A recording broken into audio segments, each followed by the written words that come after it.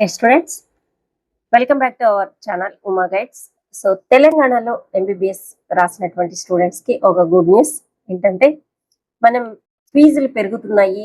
Every 3 years once in 3 years fees అనేది మళ్ళీ renewal అనేది ఉంటుంది.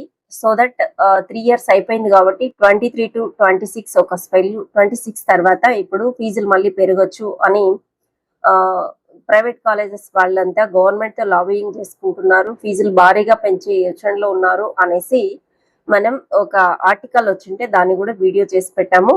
సో ఇప్పుడు మీ గుడ్ న్యూస్ ఏంటంటే ఆ ఫీజులన్నీ ఇప్పుడు గవర్నమెంట్ దగ్గరికి వెళ్ళాయి. సో మనకి Kaloji Narayanarao university of health science లో ఒక జీవో కూడా మీకు రిలీజ్ చేశారు.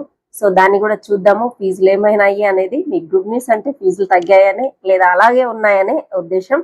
ఓకే, సో కొత్తగా నా ఛానల్ చూస్తుంటే ప్లీజ్ సబ్స్క్రైబ్ మై ఛానల్. అదే విధంగా నీట్ రాసిన మీ ఫ్రెండ్స్కి ఎవరికైనా వీడియో షేర్ చేయండి. సో లైక్ చేయడం మర్చిపోద్దు.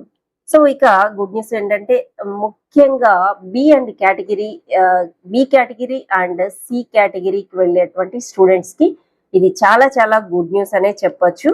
ఎందుకంటే ఎంటర్ అవ్వండి మీరు కేఎన్ఆర్ యుహెచ్ఎస్ లో మీకు క్లియర్ గా నోటీస్ అనేది ఉంది.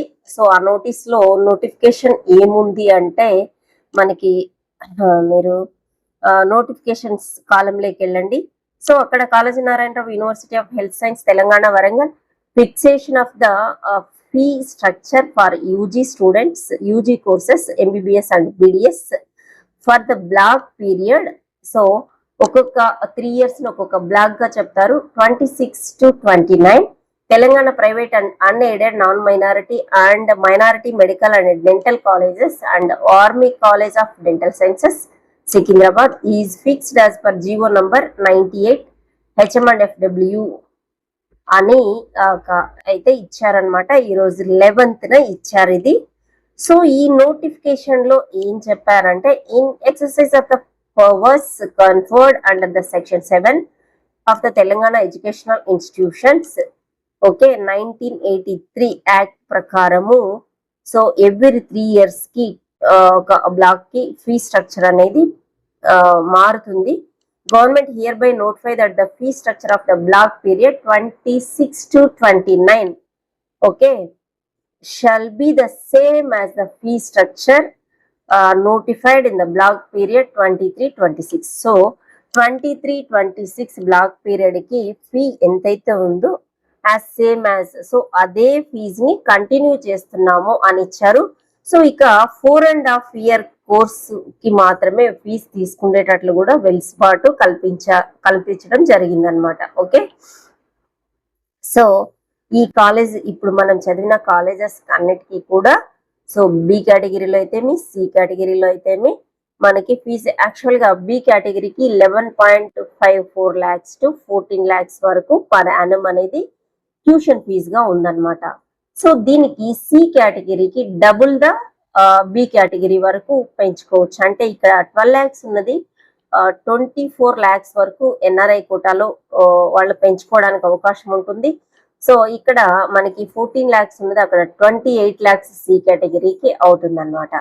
ఓకే, సో ఇవి ఫీ స్ట్రక్చర్స్. మీరు ఇంకా కిందకు వస్తే కాలేజ్ వైజ్ కూడా ఫీజులు అనేది ఇక్కడ ఇవ్వడం జరిగింది.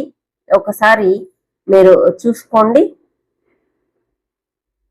సో ఫర్ ఎగ్జాంపుల్ నేను ఇక్కడ కొన్ని కాలేజెస్ చదువుతున్నా. Apollo institute of medical sciences దీంట్లో మనకు వచ్చేసి ఏ కేటగిరీకి 60,000 రూపాయలు ఫీజుగా నిర్ణయించారు. సో దీనికి వచ్చేసి బి కేటగిరీకి 13 lakhs. ఓకే, సో సి కేటగిరీకి up to 2 times of the cat B అంటే 26 లక్షల వరకు వీళ్ళు Apollo institute of medical sciences and research దీంట్లో పెంచుకునే అవకాశం ఉందన్నమాట. ఓకే, సో ఇక గవర్నమెంట్ కాలేజ్లో చూస్తే కన్వీనర్ కోటాలో 10,000 రూపాయలు ఫీజు ఉంటుంది. 10,000 నుంచి 15,000 రూపాయల వరకు ఉంటుంది. సో ఇక చూస్తే చూడండి CMR institute of medical sciences ఇందులో క్యాట్ ఏకి 60,000 గాను, క్యాట్ బికి 11.55 lakhs గాను double the fees of the B category సికి అనమాట. ఓకే, సో ఇక అక్కడెక్కడ చూపిస్తున్నాను నేను.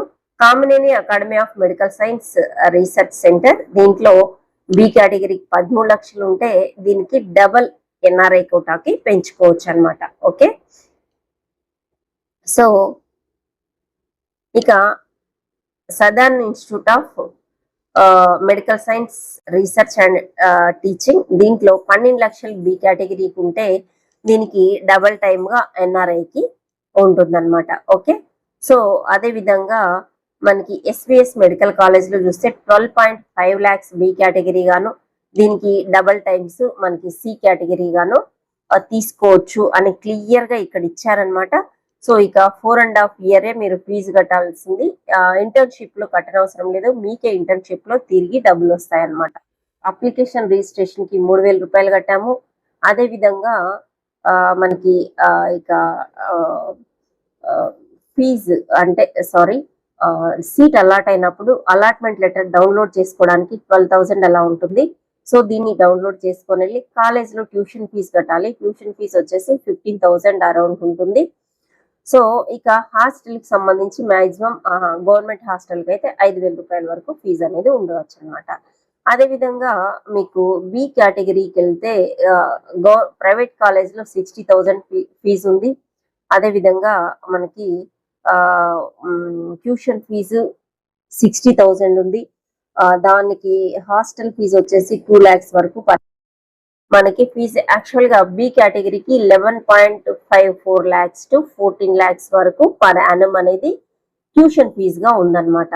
సో దీనికి సి కేటగిరీకి డబుల్ ద బి కేటగిరీ వరకు పెంచుకోవచ్చు. అంటే ఇక్కడ 12 lakhs ఉన్నది 24 lakhs వరకు ఎన్ఆర్ఐ కోటాలో వాళ్ళు పెంచుకోవడానికి అవకాశం ఉంటుంది. సో ఇక్కడ మనకి 14 lakhs ఉన్నది అక్కడ 28 lakhs సి కేటగిరీకి అవుతుంది అనమాట. ఓకే, సో ఇవి ఫీ స్ట్రక్చర్స్. సో ఫీజులు ఈ విధంగా అయితే నిర్ణయించబడ్డాయి. సో మనకి ఈ 23 to 26 వరకు ఏదైతే ఆ బ్లాక్ ఫీజు ఉందో, సో 26 to 29 వరకు కూడా రాబోయే నెక్స్ట్ 2 years స్టూడెంట్స్ కూడా ఇదే ఫీ స్ట్రక్చర్ అయితే ఉంటుంది. సో ఇది చాలా బి కేటగిరీకి వెళ్ళే వాళ్ళకి, సి కేటగిరీకి వెళ్ళే వాళ్ళకి ఎన్ఆర్ఐ కోటాకు చాలా హ్యాపీ న్యూస్ అన్నమాట. సో చిల్డ్రన్, ఇది ఈరోజు వచ్చినటువంటి ఫీజుల గురించిన వివరాలు. ప్లస్ నిన్న మనము ఫీజులు భారీగా పెంచబోతున్నారు అని ఒక న్యూస్ పేపర్లో వచ్చినటువంటి ఆర్టికల్లు చేశాం కదా. సో అది దానికి యాడ్ ఆన్ అనమాట ఈ వీడియో. సో ఇది హ్యాపీ న్యూస్. సో అందుకనే ఈ వీడియో అందరికీ కూడా చాలా ఇంపార్టెంట్, ఎవరికైతే బి అండ్ సి కేటగిరీకి పోయే వాళ్ళకి. సో ఇది హ్యాపీ న్యూస్, వీడియో ఇంపార్టెంట్ కాదు, happy news. Thank you for watching. Please subscribe my channel and like చేయండి. మీ ఫ్రెండ్స్కి ఎవరికైనా కూడా ఫార్వర్డ్ చేయండి.